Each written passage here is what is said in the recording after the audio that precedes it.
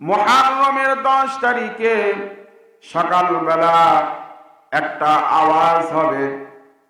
মানুষ যখন ওই আওয়াজটা শুনতে পাবে, ওই আওয়াজটা কোথা থেকে আসতেছে, মানুষ এটা সন্তানের জন্য বের হয়ে যাবে। এই আওয়াজটা কোথায় থেকে আসে?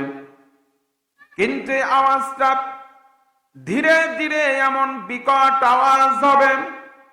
কিতাবের মধ্যে এসেছে, কিতাবের প্রখর এই আওয়াজের কারণে মানুষ অজ্ঞান হয়ে জমিনে পড়ে যাবে, এমনকি মারাও মানুষ চলে যাবে, মারা যাবে, এই পৃথিবীর থেকে বিদায় নিয়ে চলে যাবে। এমন বিকট আওয়াজ আল্লাহ তাবারক তাআলা কিয়ামত যেদিন সংগঠিত হবেন সেই দিন দিবেন।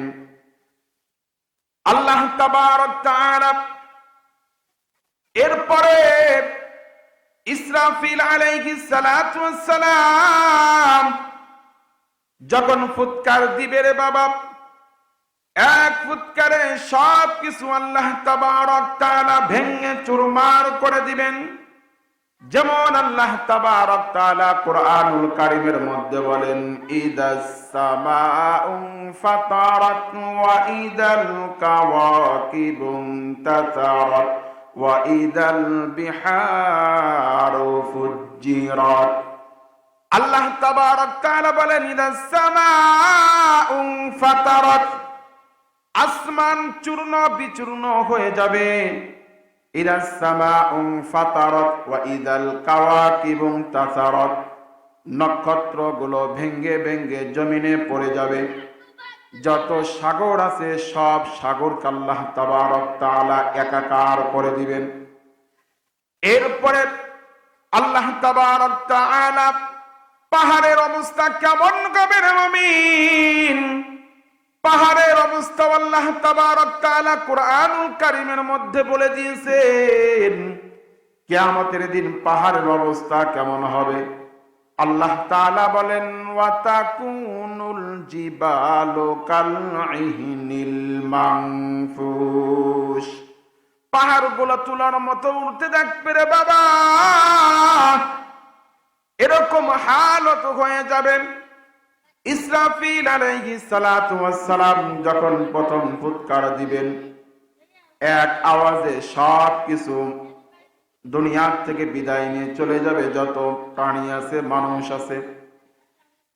এরপর আল্লাহ তাবারক তাআলা আজরাইলকে প্রশ্ন করবেন, ও আজরাইল, এই পৃথিবীতে আর কে জীবিত আছেন?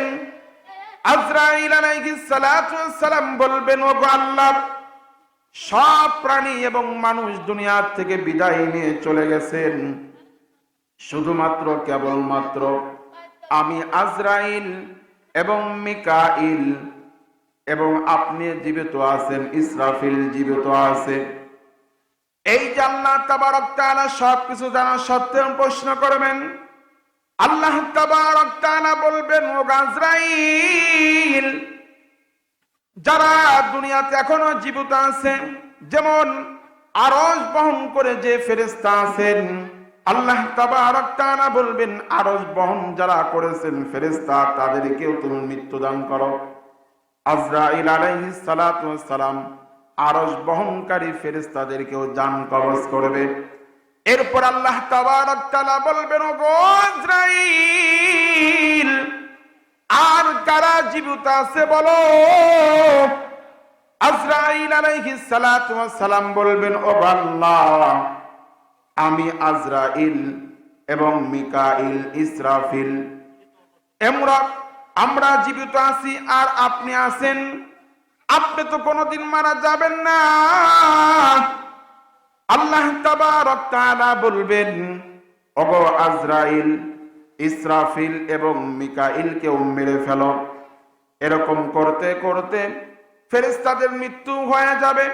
এমনকি আজরাইল আলাইহিস সালাতু ওয়াস সালাম, যিনি সমস্ত প্রাণীর জান কবজ করতেছেন, সর্বশেষ আজরাইল আলাইহিস সালাতু ওয়াস সালামের মৃত্যু হয়ে যাবে রে বাবা। এরপরে শুধু বাকি থাকবেন আমার আপনার রব আল্লাহ তাবারক তাআলা।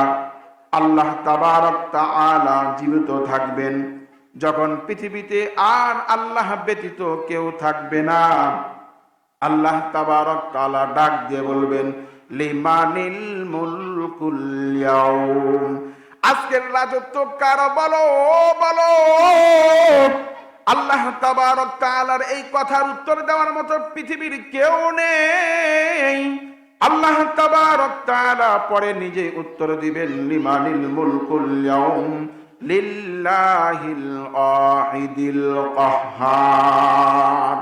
আল্লাহ তাবারক তাআলা নিজেই প্রশ্ন করবেন, আজকের রাজত্ব কার, বলো। যখন কোনো উত্তর আসবে না, আল্লাহ তাবারক তাআলা নিজে উত্তর দিবে রে বাবা। এরপরে ইসরাফিল আলাইহিস সালাতু ওয়াস সালামের সেই বাঁশিখানা নিয়ে আল্লাহ তাবারক তাআলা আবার কি করবেন, আবার ফুৎকার দিবে রে বাবা। তাহলে পাহাড়ের হালতটা কেমন হলো, তুলার মতো উঠতে থাকবে। তাহলে মানুষের হালতটা কেমন হবে, এই কথাটি আল্লাহ তাবারক তাআলা কোরআনুল কারীমের মধ্যে বলেন, ইয়া আইয়ুহাল্লাযীনা আমানুত্তাকু রাব্বাকুম ইন্না যালযালাতাস সাআতি শাইউন আযীম। আল্লাহ তাবারক তাআলা বলতেছেন, ইয়া আইয়ুহাল্লাযীনা আমানুত্তাকু রাব্বাকুম, হে পৃথিবীর মানুষ, তোমরা তোমাদের প্রভুকে ভয় করো, তোমরা তোমাদের আল্লাহ তাআলাকে ভয় করো। ইন্না যালযালাতাস সাআতি শাইউন আযীম, নিশ্চয়ই কিয়ামতের প্রকম্পন ভয়ঙ্কর হয়ে যাবে রে বাবা। আল্লাহ তাআলা বলেন, ইয়াউমা তারাউনাহা তাযহালু কুল্লু মুরদিআতিন আম্মা আরদাআত ওয়া তাদউ কুল্লু যাতি হামলিন হামলাহা ওয়া তারান নাসা সুকারা ওয়া মা হুম বিসুকারা। আল্লাহ তাবারক তাআলা মানুষের হালতটা কিয়ামতের দিন কেমন হবে সেই কথাটি আল্লাহ তাবারক তাআলা বলতেছেন, ইয়াউমা তারাউনাহা তাযহালু কুল্লু মুরদিআতিন আম্মা আরদাআত।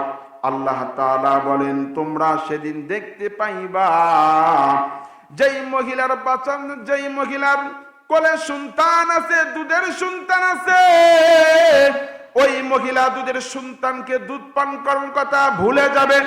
এবং কি হবে, যাদের গর্ভে সন্তান আছে তারা ভয়ঙ্কর আওয়াজে ডেলিভারি করে ফেলবে, অর্থাৎ সন্তান প্রসব করে ফেলবে।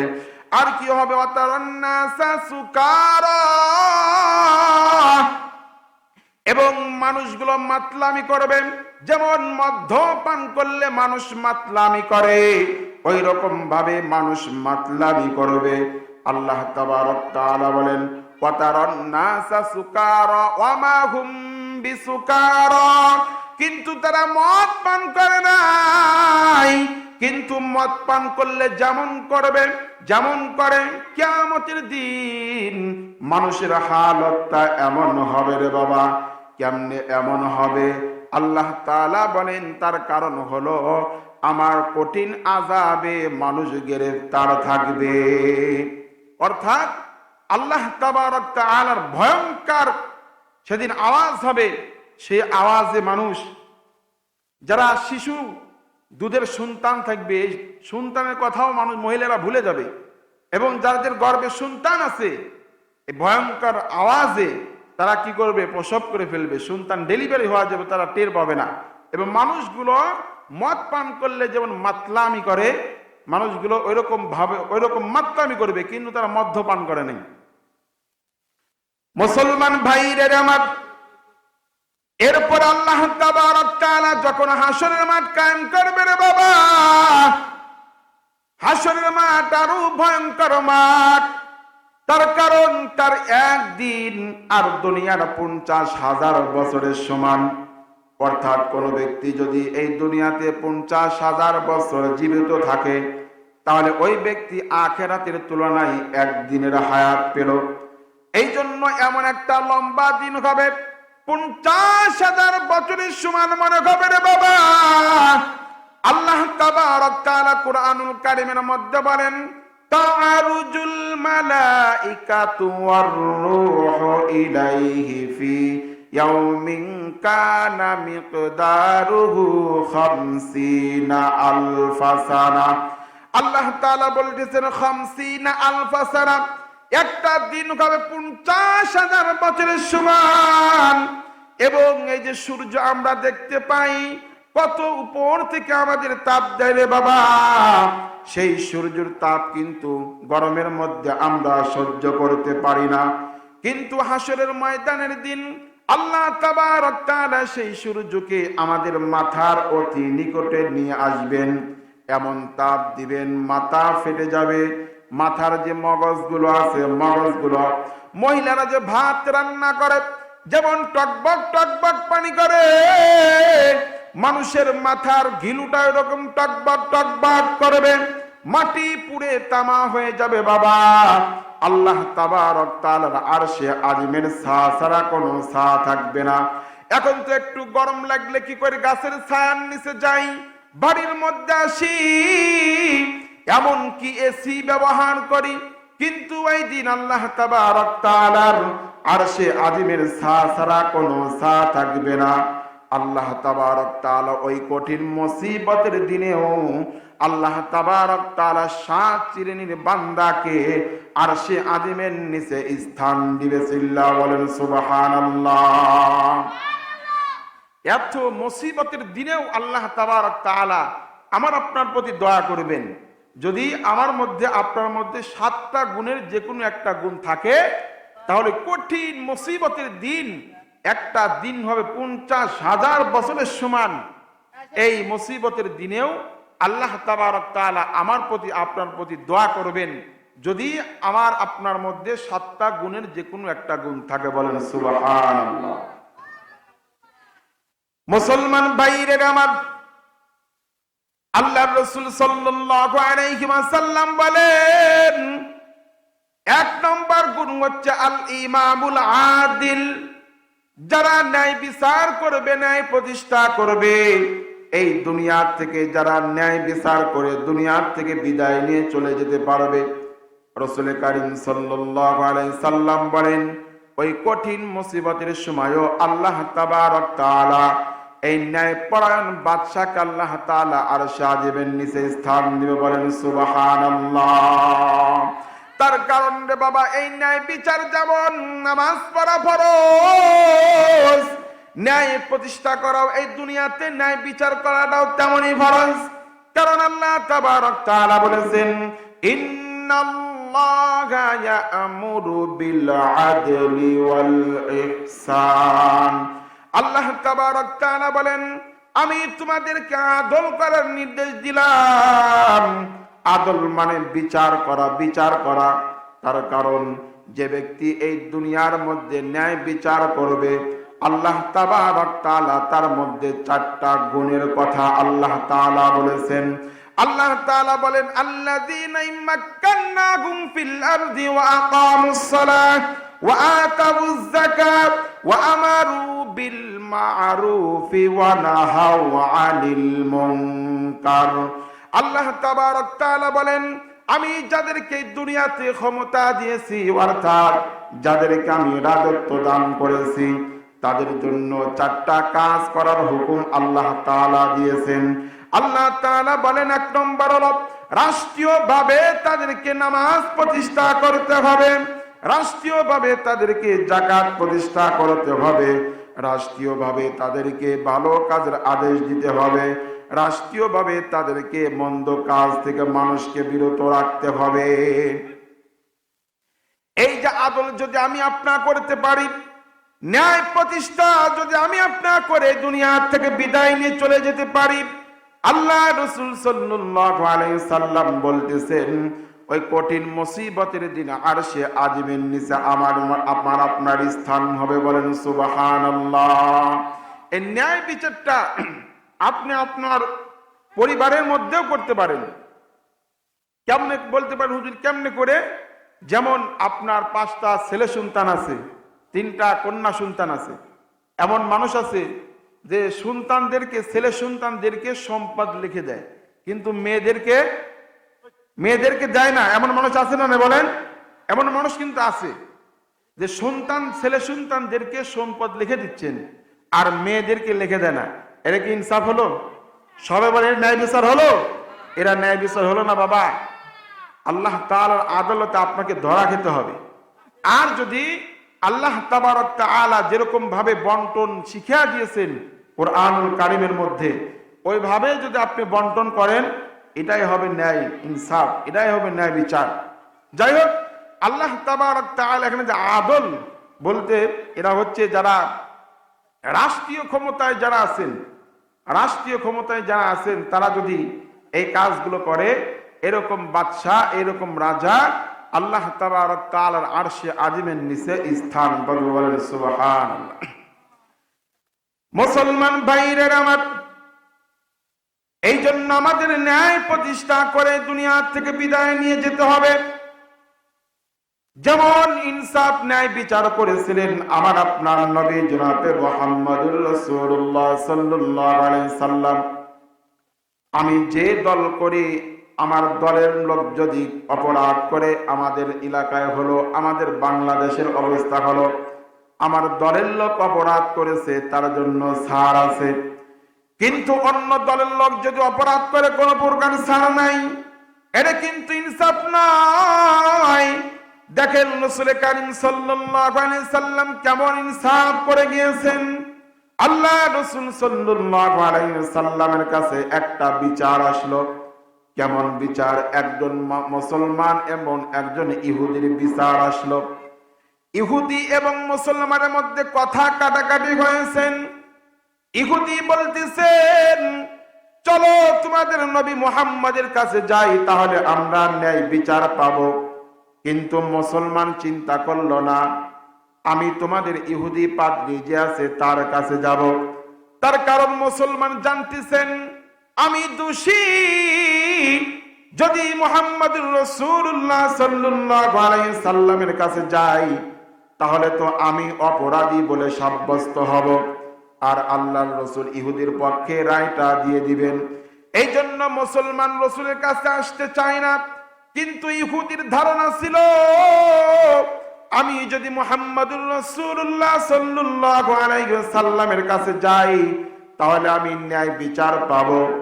এই জন্য সবাই দুইজন সম্মিলিত হয়ে আমার আপনার নবী জনাবে মুহাম্মদুর রাসূলুল্লাহ সাল্লাল্লাহু আলাইহি সাল্লামের কাছে আসলেন।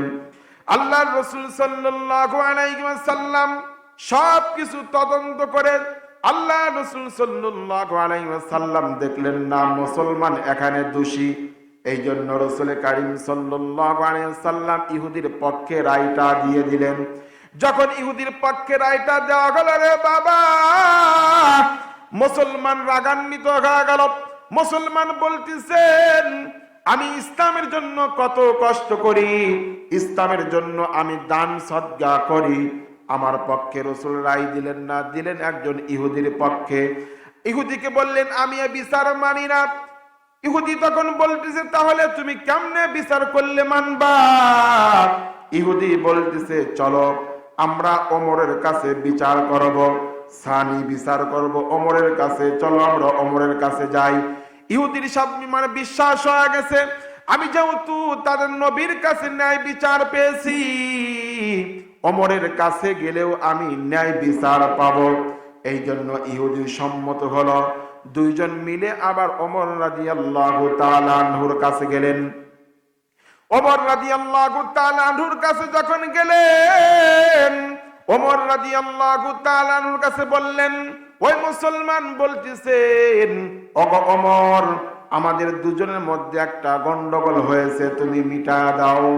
হযরত ওমর রাদিয়াল্লাহু তাআলা আনহুর কাছে বলার সময় ইহুদি বলতেছেন, ওগো ওমর, তুমি যখন বিচার কার্যক্রম শুরু করবা, তার আগে আমি তোমার সাথে 1 মিনিট কথা বলতে চাই।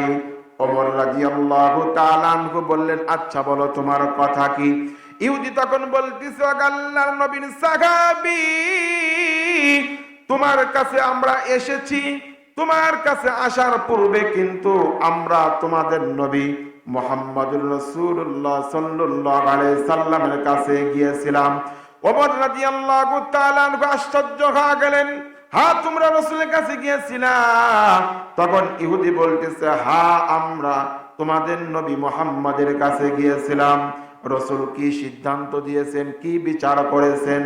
ইহুদি তখন বলতেছেন, ওগো আল্লাহর নবীর সাহাবী ওমর, তোমাদের নবী আমার পক্ষে রায় দিয়েছেন।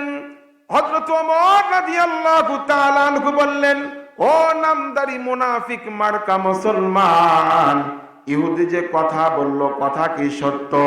নামদারি মুনাফিক মার্কা মুসলমান বলতেছেন, হ্যাঁ ওমর হ্যাঁ, আল্লাহর নবী ইহুদির পক্ষে রায়টা দিয়ে দিয়েছেন, কিন্তু আমার মনোপুত হয় না, এই জন্য আমি তোমার কাছে এসেছি ওমর।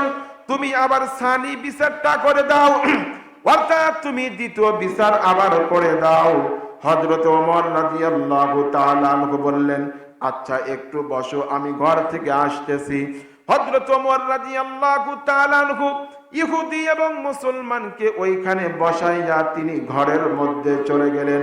যাবার পর হযরত ওমর রাদিয়াল্লাহু তাআলা আনহু বিশাল বড় একটা খোলা তরবারি নিয়ে এলো রে বাবা। আমার পর হযরত ওমর রাদিয়াল্লাহু তাআলা আনহু নামদারি মুনাফিক মার্কা মুসলমানের গর্দানে এমন জোরে একটা আঘাত করলেন, এক আঘাতে হযরত ওমর রাদিয়াল্লাহু তাআলা আনহুর শরীর এক আঘাতে নামদারি মুনাফিক মার্কার মাথাটা গর্দান থেকে বিচ্ছেদ হয়ে যায়। হযরত ওমর রাদিয়াল্লাহু তাআলা আনহু বলতেছেন, ও ইহুদি, যে মুসলমান আল্লাহর নবীর সিদ্ধান্ত মানে না, তার বিচারটা এমনই হওয়া উচিত। যখন ওই ব্যক্তিকে জবাই করে ফেললো, ওই ব্যক্তির আত্মীয় স্বজনরা রাসূলের কাছে চলে গেলেন। রাসূলকে যা বললেন, ওগো মুহাম্মদ সাল্লাল্লাহু আলাইহি ওয়াসাল্লাম, তোমার সাহাবী ওমর মানুষ হত্যা করে ফেলেছে। আল্লাহর নবী সাল্লাল্লাহু আলাইহি সাল্লাম আশ্চর্য হয়ে গেলেন, ওমর কেমনে মানুষ জবাই করলো, কি কারণে করলো? যখন ওমরকে ডাকা হলো, ওমর রাদিয়াল্লাহু তাআলা আনহু যখন বললেন, ওগো আল্লাহর নবী, আপনার কাছে বিচার চেয়েছে, আপনি বিচার করেছেন, আপনার বিচারটা পছন্দ হয় নাই। যখন আমার কাছে সানি বিচার করার জন্য গেছেন, আমি সানি বিচারটাই ভাবেই করে দিয়েছি। আল্লাহ রাসূল সাল্লাল্লাহু আলাইহি সাল্লাম বললেন, ওগো ওমর, তুমি যাই করেছো, যেহেতু তুমি মানুষ হত্যা করে ফেলেছো, এই জন্য ইসলামের বিধান হলো তোমাকেও হত্যা করা হবে। আল্লাহ রাসূল সাল্লাল্লাহু আলাইহি ওয়াসাল্লাম টেনশনে পড়ে গেলেন, ওমরের মতো মানুষকে হত্যা করা হবে। আল্লাহ রাসূল চিন্তা ভাবনা করতেছেন। আল্লাহ তাবারক তাআলা আসমান থেকে জিব্রাইলকে পাঠিয়ে দিলেন, যাও জিব্রাইল যাও, আমার ওমর যেই কাজটা করেছে আমি এর দ্বারা খুশি হয়েছি, বলেন সুবহানাল্লাহ। জিব্রাইল আলাইহিস সালাতু ওয়াস সালাম আয়াত নিয়ে আসলেন, ফালা ওয়া রাব্বিকা লা ইউমিনুনা হাত্তা ইউহাক্কিমু। এই আয়াত নিয়ে রাসূল কারীম সাল্লাল্লাহু আলাইহি সাল্লামের কাছে আসলেন। আসার পর আমার আপনার নবীকে বলতেছেন, ওগো আমার হাবিব। জিব্রাইল বলতেছেন, ওগো আল্লাহর হাবিব, ওমর যে কাজটা করেছেন, ওমরের কাজ করাটা ঠিক আছে, বলেন সুবহানাল্লাহ। আল্লাহ তাআলা বলতেছেন, যারা রাসূলের সিদ্ধান্ত মানে না তারা মুসলমান নয়। ওমর যে কাজটা করেছে, ওমর তাকে হত্যা করে ভালো কাজ করেছে, বলেন সুবহানাল্লাহ। এটাই হলো ন্যায় বিচার। আল্লাহ রাসূল দেখেন, মুসলমান এবং ইহুদির মধ্যে গন্ডগোল লাগছে, আল্লাহ রাসূল পারতেন মুসলমানের পক্ষে রায় দিতে, কিন্তু আল্লাহ রাসূল কি মুসলমানের পক্ষে রায় দিয়েছে? ইহুদির পক্ষে রায় দিয়েছে। তার কারণ এখন মুসলমান দোষী, কেমনে রাসূল মুসলমানের পক্ষে রায় দিবে? যেহেতু ইহুদি দোষী নয়, এই জন্য রাসূল কারীম সাল্লাল্লাহু আলাইহি সাল্লাম ইহুদির পক্ষে রায় দিলেন। এটাই হচ্ছে ন্যায় বিচার, এটাই হচ্ছে ইনসাফ। আর যদি আমি যে দল করি, আমার দলের লোক যদি অপরাধ করে, এখন আমাদের বাংলাদেশের বিচার এটাই যে আমার দলের লোক অপরাধ করেছে 7 খুন মাপ, কিন্তু অন্য দলের লোক একই অপরাধ করলে তাকে জেলখানায় পৌঁছায় কি পৌঁছায় না? জেলখানায় তাকে আটকিয়ে রাখেন। এই জন্য আল্লাহ রাসূল সাল্লাল্লাহু আলাইহি সাল্লাম বলেন, আল ইমামুল আদিল, এক নম্বরে যারা কিয়ামতের হাসরের ময়দানে আল্লাহ তাআলা আরশে আজিমের ছায়া ছাড়া কোনো ছায়া থাকবে না, ওই দিন যারা ন্যায় বিচার করবে দুনিয়াতে, আল্লাহ তাবারক তাআলা তাদেরকে আরশে আজিমের নিচে স্থান দিবে। বলেন সুবহানাল্লাহ। দুই নম্বর রাসূল কারীম সাল্লাল্লাহু আলাইহি সাল্লাম বলেন, ওয়াশাবুন নাশাআ ফি ইবাদাতিল্লাহ। দুই নম্বরে রাসূল বলেন, ওই যুবক, ওই যুবতী, অর্থাৎ ওই যুবক যারা যৌবনকালে আল্লাহ তাবারক তাআলার ইবাদত বন্দেগী করবে, যারা যৌবনকালে আল্লাহ তাআলার ইবাদত করবে রে বাবা, রাসূলের পাক জবান দিয়ে বলেছেন, ওই সকল যুবক, ওই সকল যুবতী হাসরের কঠিন মুসিবতের দিন আল্লাহ তাবারক তাআলার আরশে আজিমের নিচে স্থান পাবে। তার কারণ রে বাবা, আল্লাহর রাসূল সাল্লাল্লাহু আলাইহি সাল্লাম ভিন্ন হাদিসে বলেছেন, কিয়ামতের ময়দানে 5টা প্রশ্নের সম্মুখীন আমিও হব, আপনিও হবেন। যতক্ষণ পর্যন্ত 5টা প্রশ্নের উত্তর দিতে পারবো না, আমি আপনার এক কদম সামনে অগ্রসর হতে পারবো না। তার মধ্যে 1 নম্বর প্রশ্ন হলো, আমাকে আপনাকে যে আল্লাহ তাবারক তাআলা হায়াত নামক দৌলতটা দিয়েছেন, এই যে হায়াত নামক দৌলতটা দিয়েছেন, যেদিন কার থেকে আমি আপনার বালেগ হয়েছি, এই গোটা জিন্দেগীর হিসাব আল্লাহ তাবারক তাআলার কাছে দাঁড়িয়ে আমাকে আপনাকে দিতে হবে।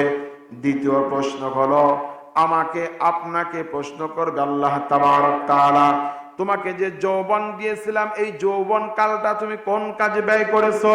এই যৌবন কালটা তুমি কোন কাজে ব্যয় করেছো? হিসাব দাও। যতক্ষণ পর্যন্ত আমি আপনার হিসাব দিতে পারবো না, ততক্ষণ পর্যন্ত এক কদম আমি আপনা কিন্তু অগ্রসর হতে পারবো না। যেমন আমাদের বাংলাদেশের নিয়মে আছে, যদি কোনো সন্তান 10 বছরে একটা অপরাধ করে, ওইটা কিন্তু থানায় বা কোর্টে কিন্তু তাকে খুব একটা গুরুত্ব দেয় না।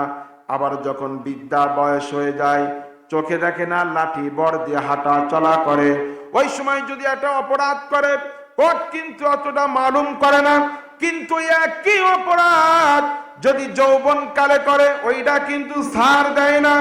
আল্লাহ তাবারক তাআলাও বৃদ্ধা বয়সকে আল্লাহ তাআলা মাইনাস করেছেন এবং কিশোর বয়সকে আল্লাহ তাআলা মাইনাস করেছেন। যৌবন কালে আমি আপনাকে কি করেছি, এই যৌবন কালের হিসাবটা আমাকে আপনাকে আল্লাহ তাবারক তাআলার সামনে দিতে হবে। আমরা মনে করি যৌবন কালটা হল আনন্দ ফুর্তির কাল। না যুবক, যৌবন কালটা আনন্দ ফুর্তির নয়, যৌবন কালটাই হলো আসল ইবাদতের সময়। তার কারণ হলো, যুবক বয়সে যেমনে আমি রুকু করতে পারি, সিজদা করতে পারি, কিন্তু যখন আমি আপনার বৃদ্ধা হয়ে যাব, এই যে এখানে চুল পাকা দাড়ি পাকা বাবারা বসে আছেন, যৌবন কালে কেমনে ফুটবল খেলেছেন রে বাবা, এখন যদি আপনাকে ফুটবল দেওয়া হয় ওইরকম খেলতে পারবেন? যৌবন কালে যেমন রুকুটা করেছেন রে বাবা, এখন কিন্তু এভাবে রুকু সিজদা করতে পারতেছেন না। তার কারণ হলো আঁঠুতে ব্যথা, কোমরে ব্যথা, ঠিক মতো সিজদা করা যাচ্ছে না। এই জন্য যৌবন কালে যদি আমি আপনার ইবাদত বন্দেগী করি, আল্লাহ তাবারক তাআলার কাছে অনেক দামি। বলেন সুবহানাল্লাহ। এই জন্য যৌবন কালটা হলো ইবাদতের কাল। যেমন বাচ্চা হারুনুর রশিদ, তার একটা সন্তান ছিল মাত্র 18 বছর বয়স, 18 বছরের সন্তান, কিন্তু তার সন্তানটা তিনি যে বাদশার সন্তানের মতো তিনি চলাফেরা করেন নাই, করতেন। তার কাপড়টা ঠিক ছিল না, মাথার চুলগুলো এলোমেলো ছিল, কিচ্ছুই ঠিক ছিল না।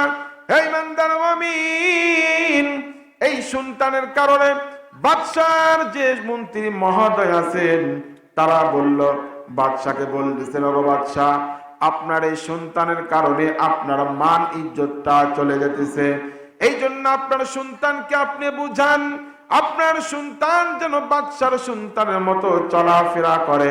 তার কারণ আপনার সন্তান যদি এইভাবে চলাফেরা করে, তাহলে আপনার মানটা চলে যাবে।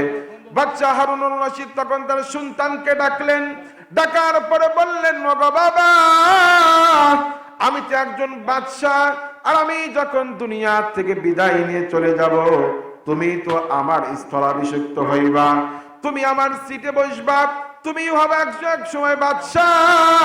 কিন্তু বাবা, তোমার চলাফেরা এমন কেন? তোমার চলাফেরার কারণে আমার মান সম্মানটা চলে যাচ্ছে। এই জন্য বাদশার সন্তান বললেন, ওগো বাবা, আপনার বাদশাহী তো আমার দরকার নাই, আমি আল্লাহ পেয়ে গেছি, আমার আপনার বাদশাহী না পেলে আমার চলবে। এই জন্য বাদশার সন্তান বললেন, ওগো বাবা, আমি আপনার দরবার থেকে আমি চলে যাব, আমার আল্লাহকে যেখানে পাওয়া যাবে আমি সেখানে চলে যাব। মাত্র 18 বছরের যুবক, ও যুবক একটু খেয়াল করে শোনো। যুবক তখন বাদশার দরবার থেকে চলে গেলেন, মাকে বললেন, ওগো মা, আমি আর তোমাদের রাজপ্রাসাদে থাকতে চাই না, আমি চললাম, তোমাদের বাড়ি ঘর রেখে চলে গেলাম। বাচ্চার সন্তান বাড়ি থেকে বেরোবার সময় একটা কোরআন শরীফ নিয়ে বের হলেন, এবং বাচ্চার সন্তান একটা বাদশার স্ত্রী একটা দামি আংটি দিলেন, সন্তানকে দিয়ে বললেন, ওগো সন্তান, তুমি কোথায় যাচ্ছ জানি না, তবে তোমার যদি কোনো প্রয়োজন হয়, এই যে দামি একটা আংটি দিলাম, এই আংটি বিক্রি করে তুমি চলাফেরা করবা, তোমার খরচ চালাইবা। এই কথা বলে বাদশা হারুনুর রশিদের সন্তান বাবার রাজপ্রাসাদ থেকে বের হয়ে আসলেন। বের হয়ে তিনি অন্য শহরে চলে গেলেন, মানুষের বাড়িতে কাজ করে, আর তিনি তার খরচটা চড়ায়। কেমনে তিনি চলান? বাজারের এক কর্নারে বসে গেলেন। বাজারের এক কর্নারে যখন বসে গেলেন, যাবার পরে সারাদিন বাচ্চার সন্তান মাত্র 18 বছর বয়স, কোরআন শরীফ পড়ে, সারাদিন কোরআন শরীফ পড়ে, আর সপ্তাহে একদিন তিনি কাজ করেন, আর 6 দিন তিনি আল্লাহ তাবারক তাআলার কোরআন পড়েন। 24 ঘন্টা তিনি আল্লাহ তাবারক তাআলার ইবাদত বন্দেগী কাটায়। বলেন সুবহানাল্লাহ। শুধু শনিবারের দিনে তিনি কাজ করেন। কি কাজ করেন? সেটা হচ্ছে রাজমিস্ত্রির কাজ। রাজমিস্ত্রির কাজ করেন। একজন ব্যক্তি আসলেন, বাজারের মধ্যে আসলেন, আসার পরে বলতেছেন, আমি একটা মিস্ত্রি চাই, আমার বাড়ির দেয়ালটা ভেঙে গেছে, একটা মিস্ত্রি চাই। মানুষ বলল, দেখো ওই বাজারের কর্নারে একটা যুবক বসে আছে, কোরআন শরীফ পড়তেছেন, ওই যুবকটা সপ্তাহে একদিন কাজ করে, ওখানে গেলে তোমার কাজটা করে দিতে পারবে। তখন কি করলেন? ওই লোকটা বাদশার সন্তানের কাছে গেলেন, যাবার পরে বলতেছেন, যুবক, তোমার চেহারা দেখে মনে হচ্ছে না তুমি গরিব বড় সন্তান, তোমার চেহারাটাই বলে দিচ্ছে তুমি একজন ধনী পরিবারের সন্তান। ওগো বাবা, আমার বাড়ির একটা দেওয়াল ভেঙে গেছে, তুমি নাকি রাজমিস্ত্রির কাজ করো, এই জন্য আমার বাড়ির কাজটা কি তুমি করে দিতে পারবা? যুবক বলতেছেন, হ্যাঁ পারবো, কিন্তু আমার দুটা শর্ত হলো। এক নম্বর শর্ত হলো আমাকে 5 ওয়াক্ত নামাজ পড়তে দিতে হবে। দ্বিতীয় নম্বর শর্ত হলো 2.5 দিরহাম আমাকে দিতে হবে। যদি আপনি 2.5 দিরহামের বেশি দেন তাও আমি নেব না, এবং যদি কম দেন তাও আমি নেব না। এই চুক্তি হয়ে ওই ব্যক্তির বাড়িতে কাজ করতে গেলেন। যুবক প্রথম দিন কাজ করলেন, এই পরিমাণ কাজ করলেন, একাই 5 জন ব্যক্তির সমান কাজ করেছে। বলেন সুবহানাল্লাহ। বাড়িওয়ালা খুশি হয়ে 2 দিরহাম দিলেন। ওই বাদশার সন্তান বলতেছেন, ওগো ভাই, আমি তো বলেছি 2.5 দিরহামের বেশিও নেব না, 2.5 দিরহামের কমও নেব না, কেন তুমি আমাকে 2 দিরহাম দিলা? বলতেছেন, তুমি যে পরিমাণ কাজ করেছো, এই কাজের প্রতি খুশি হয়ে আমি তোমাকে 2 দিরহাম দিলাম। বলেন না, আমি 2.5 দিরহামই নেব। 2.5 দিরহাম নিয়ে যুবক চলে আসলেন, আবার বাজারের কর্নারে বসে কুরআনুল কারীম পড়েন, আর সারাদিন ইবাদত বন্দেগী করেন। ওই ব্যক্তি পরের শনিবার দিন আবার এসেছে যুবকের কাছে। আসার পরে বলতেছেন, ওগো যুবক, আজকেও তোমাকে আমার বাড়ির কাজ করতে হবে। বলতেছে, ওই দুই শর্তই কিন্তু ওই 2 শর্তই মানতে হবে। বলে, হ্যাঁ 2 শর্তই মানবো। ওই দিন ওই ভাই ওই বাদশার সন্তানকে নিয়ে গেলেন, যাবার পরে কাজ শুরু করেছেন।